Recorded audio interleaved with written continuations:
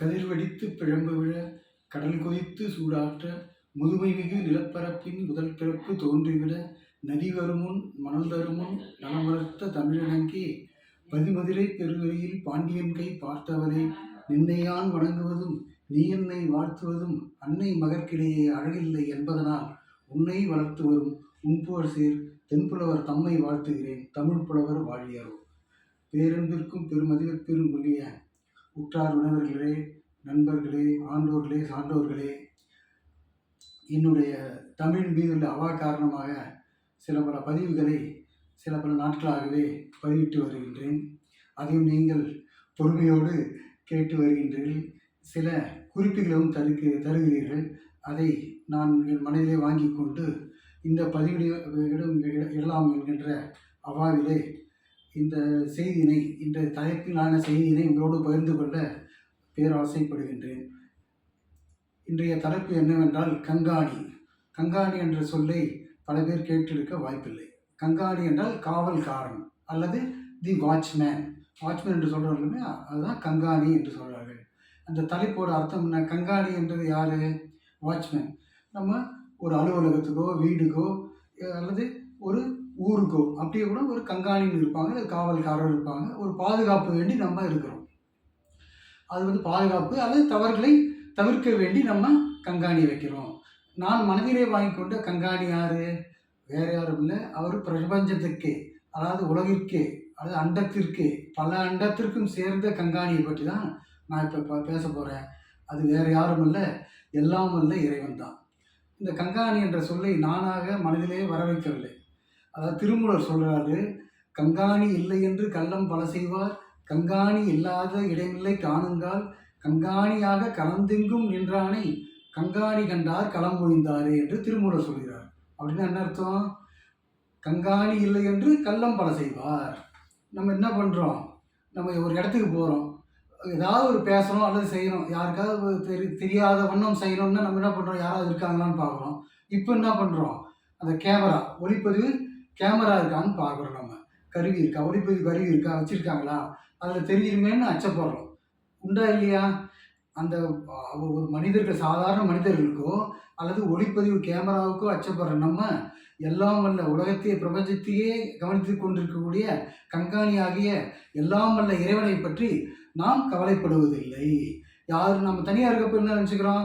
யாருமே இல்லைன்னு நினச்சிக்கிறோம்.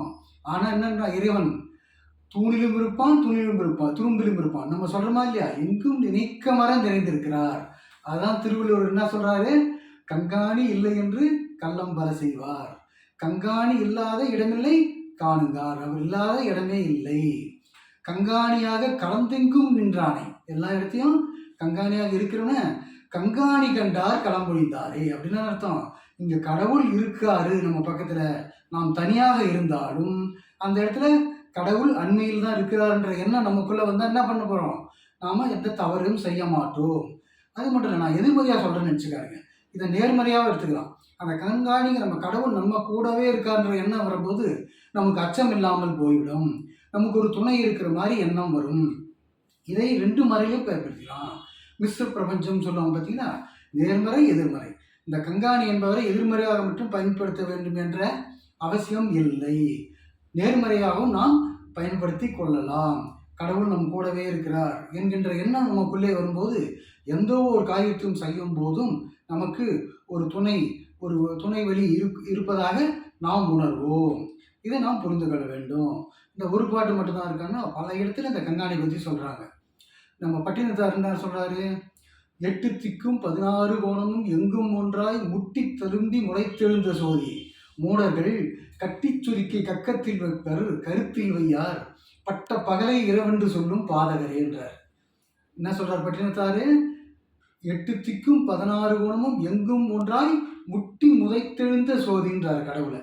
எல்லா இடமும் 8 திக்கும் 16 கோணமும், கோணம் 4 இல்லை 16 திசையை 4, அதை 4 பிரித்தோம்னா 4 நாளாக என்ன வரும்? கோணம் வரும். அந்த 16 கோணத்தும் எங்கும் ஒன்றாய் முட்டி தழும்பி முளைத்தெழுந்த ஜோதின்றார். ஒரு ஜோதியாகவே நிற்கிறார். சிவா என்ன வடிவார்கள்? சோதி வடிவானவராகவும் இறைவர் இருக்கிறார் என்பதை பட்டினத்தார் சொல்கின்றார். மற்ற சிலர் என்ன பண்ணுறாங்க? நம்ம என்ன பண்ணுறோம்? சின்ன கழுத்தில் ஒரு அவரோட வில்லை டாலர்னு சொல்கிறாங்க பார்த்தீங்களா, அந்த படத்தை கழுத்தில் மாட்டிக்கிறோம். ஒரு நண்பர், அது தவறு ஒன்றும் இல்லை. ஆனால் நம்ம என்ன நினைக்கிறோம், கடவுளே நம்மகிட்ட இருக்குது. நம்ம கைப்பையில் என்ன பண்ணுறோம், சட்டப்பையில் கடவுள் படத்தை நம்ம வச்சுக்கிட்டு நம்ம கடவுளே கூட வச்சுக்கிறோம், நம்ம நினச்சிக்கிறோம். ஒரு சிலர் அது நம்பிக்கையின் பேரில் செய்வது, நேர்மறையாக செய்வது தவறல்ல.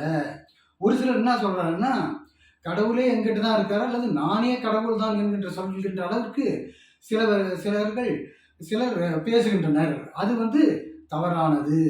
நானே கடவுள் என்று சொல்வது தவறானது என்பது என்னோட தாழ்மையான கருத்து. கடவுள் என்ற தகுதி வருவதற்கு அவ்வளோ சாதாரண விஷயம் அல்ல. பெரும் முயற்சி இருக்க வேண்டும். அது சாதாரண விஷயம் அல்ல. கடவுள் மனிதராக ராமர் போன்ற பிறந்திருக்கிறார்கள். ஆனால் சாதாரண மனிதர்களான கடவுளுக்கு இணையாக நாம் பேசாமே தவிர தானே கடவுள் என்று அகந்தையோடு சொல்லக்கூடாது. அது நல்லதல்ல என்பதுதான் பெரியோர்களுடைய கருத்து.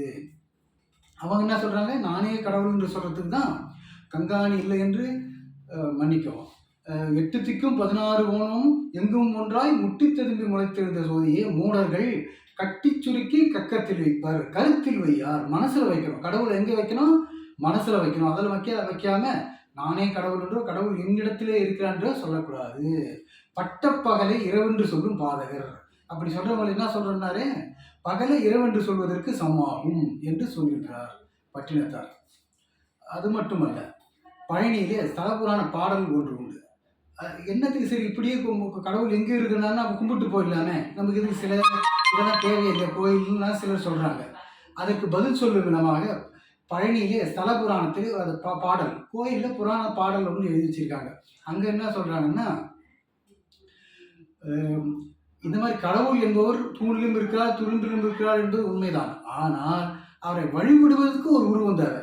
அதனால தான் நம்ம என்ன பண்ணுறோம், அதை சிலையாக வடித்துக் கொள்கின்றோம். சிலையாக வடித்துக்கொண்டு நம்ம வழிபடுறோம்.